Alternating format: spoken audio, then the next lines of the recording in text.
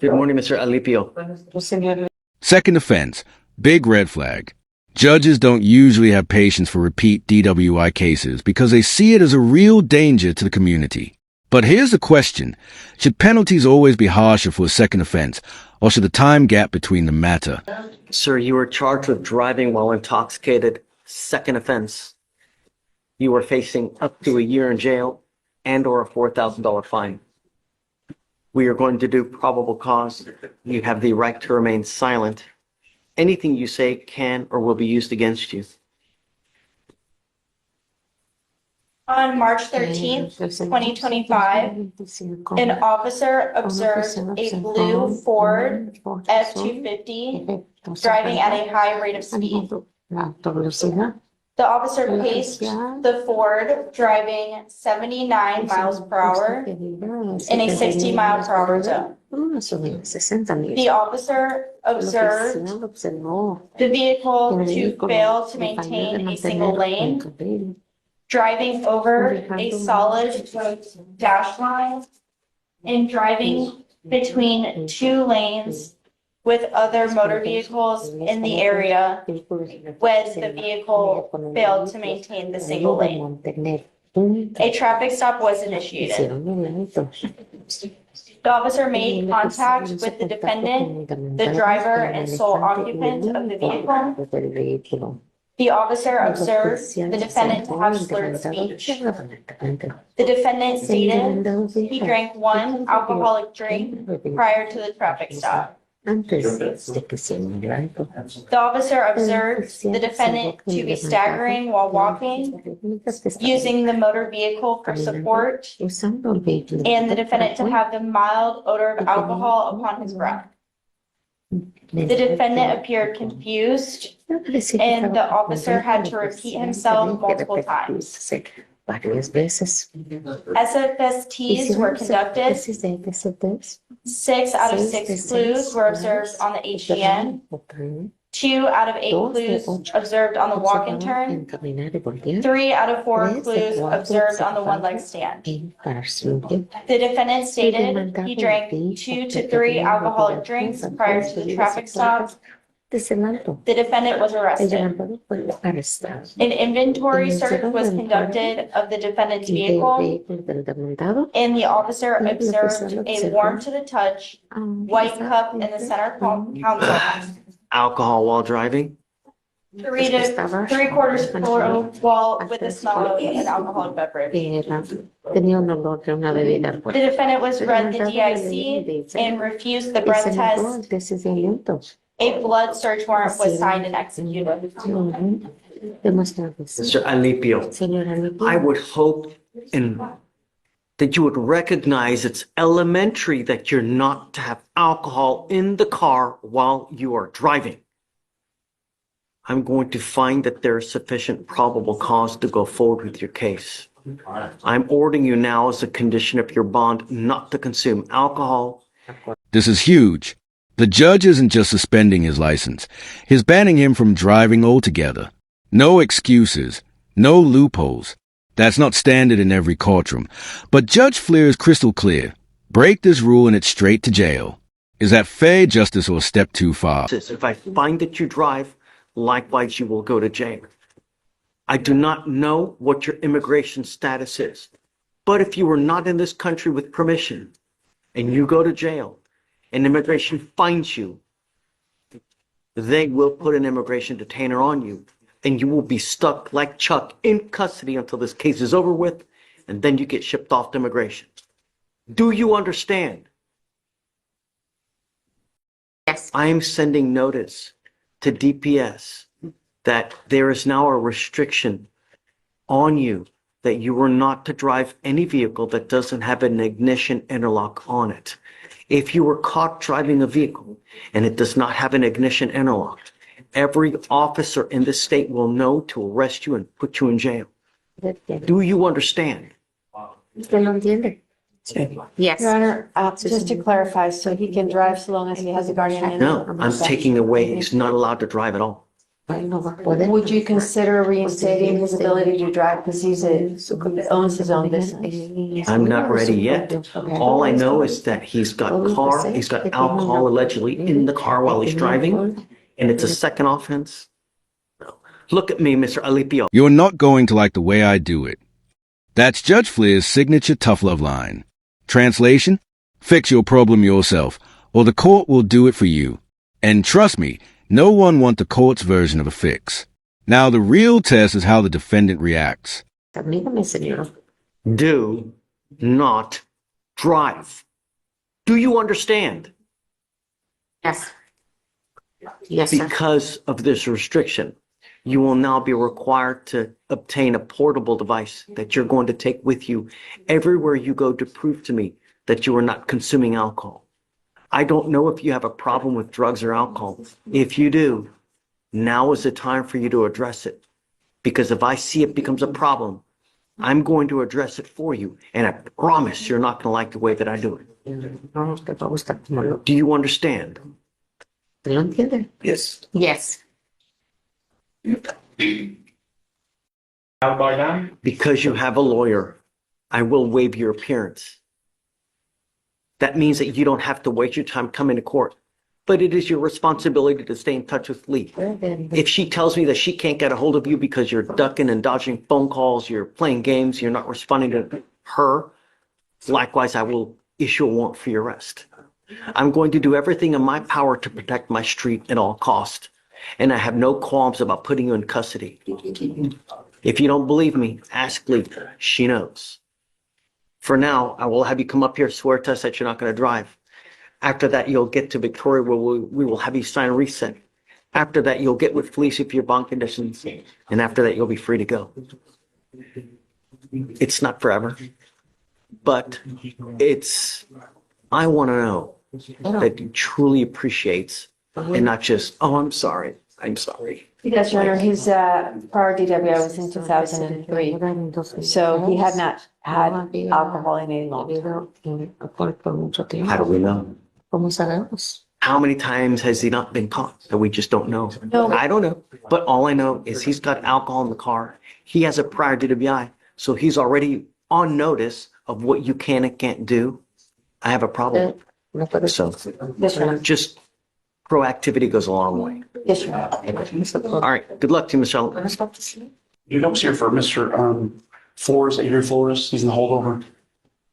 He's got a terroristic threat on a serious bodily injury charge. Represent me. Represent me. Hi, how are you? Harold, what would you like? What are we doing? Well, just today was the day we're going to come back for the mental health evaluation, and they just sent it to me this morning. Haven't had a chance to read all of it. They did say he was competent, but I still don't think something's right with him. I talked to him. So get a second opinion. You know, if you need money for a second evaluation, I'll give you money. And I don't know. I mean, it might be he's competent, but just something's not correct, with our thinking and reasoning when I was. Are you able to communicate with them? I am. Well, just for instance, Limited fashion or something, or what? Sorry? In a limited fashion? no, he communicate. Just for instance, I was just told, well, I just want to go ahead and work it out because then I'm going to hire an attorney and we're going to get them all dismissed later. I'm like, no, Yeah, don't worry. if we're going to do this, we got to do it now. We have to decide we're going from now. And That's I want to get out as quick as possible and then kind of, but it was a little more than that though. Just, to talk to him. I guess it would be a safe thing. Just explain to him what's going on. Do you mind bringing out Mr. Flores? Do you need a translator? No, sir. Adrian Flores, please. And I think he understands now, but it just might be a misconception, maybe jailhouse lawyer talk or not understanding his I don't know. cases. Does he have his pending in the 220? This case? No other cases pending as far as I know. Good morning, Mr. Flores. How are you? Good today. Good. The reason that you are still in custody is that we gave you a PR bond and you take off. You don't come back to court. This has not happened but once. It has happened already multiple times. So that's why I can't just continue to give you PR bonds. When you do, you just take off. The only thing I need you to understand is that, when you plead guilty to something, it sticks with you forever. You cannot try to plead guilty to something, get out and try to change it or do this or do that. This is when you do this, when you accept a plea bargain, it stays. Judge, Your Honor, I'm truly sorry for what I've done, like my whole life. I just asked like for another PR bond. I'll make it a court. I actually call my mom, see if I could stay with her until she drops me off at court, and whatever they say from there, if I'm guilty or not guilty, I'll plead guilty. Or if I'm innocent, I'll Where are you plead living innocent. now? My mom stays in Tomball now. No. Are you living on the street or are you living? I'm homeless, but I've actually talked to my mom, and she me and her are actually going into a good relationship now, Did you just get picked up? like mother and son. And yeah, um, like they caught me at the airport, and Look, I don't want you to talk about the case. The thing is that I don't want to continue to give someone a PR bond if you're just going to go to the streets. The streets are not a safe place. I won't go back to the street. The streets I know. aren't for me anymore, man. Like I don't want to be in the street. I don't want to be homeless anymore. And I've talked to my mom. She's doing real good, and she actually wants me to be around, pay the bills, and and own a house of my own. Let's do this. Why don't we do a TRAS to see how we go forward? Because I don't know, and we can have the clinicians evaluate him to see how we go forward. First, If you want to do an independent one, I'm happy to give you money for you to do it. Or like I would suggest is just do a TRAS to see where do we go? Because I don't know, but having clinicians talk to him might be the best way to go to see how we go forward. Because the problem is, Harold, is if we just throw him out to the streets, we're throwing him out to the wolves. If he doesn't have a place to go to, or just, Whereas if we have him TRAS, we can try to get down to what the true issue is and why it keeps happening, and then we'll figure out a plan, So you just let me know whatever you want to do. I'm happy to do it. So just when we do the TRAS, we just set that up with the CLO or? Yeah, so we'll have Shatori set it up and we'll do it. We can expedite it so it gets done within the next couple of days, so he's not just lingering. Judge, has his competency results due then? Yeah, Competency. Yeah, Burr, so we can get it done. And then that'll really tell us, perhaps he needs to be in mental health court. I don't know. But that's what we can get the TRAS for. So what do you think, Judge, 2 weeks or? No, not even a week. A week. Okay, thanks. All right, Mr. Flores. Good morning, Mr. Lundy. Sir, you're charged with failure to stop and give information, which is leaving the scene of an accident without exchanging information. You're facing up to 6 months in jail and or a $2,000 fine. We're going to do probable cause. You have the right to remain silent. Anything you say can or will be used against you. You have the right to have an attorney present. If you cannot afford one will be appointed to you, sir. on March 12, 2025, at approximately 4:45 p.m., an officer was dispatched to an FSGI call. Upon arrival, the officer spoke to the complainant, who stated he was traveling north on FM when a vehicle crashed into his vehicle. The driver then fled the scene without exchanging information. Complaining witness to the passenger stated that they were rear-ended, causing the defendant's vehicle to crash into a ditch. Defendant then approached them to check on their welfare, and once he saw they were unharmed, the defendant fled the scene on foot. The officer observed significant rear-end damage to the complainant's vehicle. The complainant provided a description of the defendant, and the officer ran the license plate and found the registered owners were Michael Lundy and Dylan Lundy. On March 13, 2025, the officer received a call from Dylan Lundy, who wished to provide a voluntary statement regarding the incident. The defendant admitted to crashing into the complainant's vehicle and to fleeing on foot because he believed he had an open warrant for failure to appear for a window tint violation. The complainant positively identified the defendant by photograph. The estimated cost to repair was over $200, as the complainant believed their vehicle was totaled. Okay.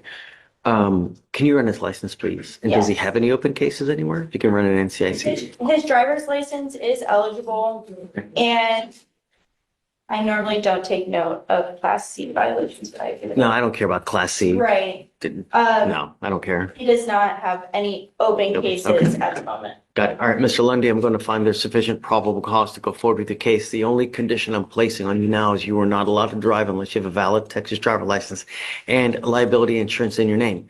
If you do not have car insurance, you may not drive. You understand? Yes, sir. Okay, I will waive your appearance because you have a lawyer. Just stay in contact with Will. He'll tell you if and when you have to come back to court. I'll have you sign a receipt, Victoria, while you take a seat while we get your conditions. You'll sign it and then you'll be free to go.